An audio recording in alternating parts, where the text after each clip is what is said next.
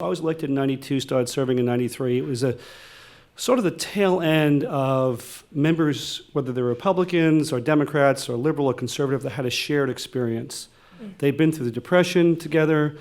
Many of them, like Charlie Rangel, had served in World War II. And that was a bonding experience. And so they could be fierce partisans. They could take strong positions. They weren't weak people in any stretch of the imagination. But there was some sense that they had been in it together and that they had this shared experience and shared commitment to a stronger America, to never have to go through what they went through, what their family went through.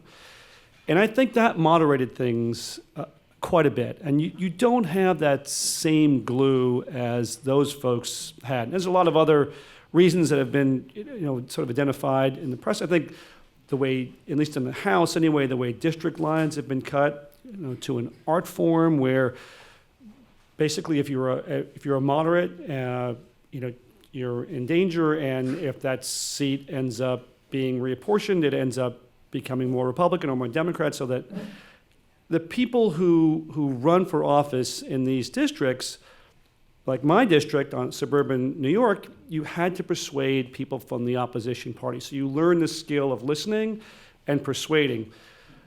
Not so much so now, when district lines are drawn in such a way that the main election is not the general election, it's the primary election. And so it's all about pumping up the people, the activists that tend to be on the far fringes of their respective parties.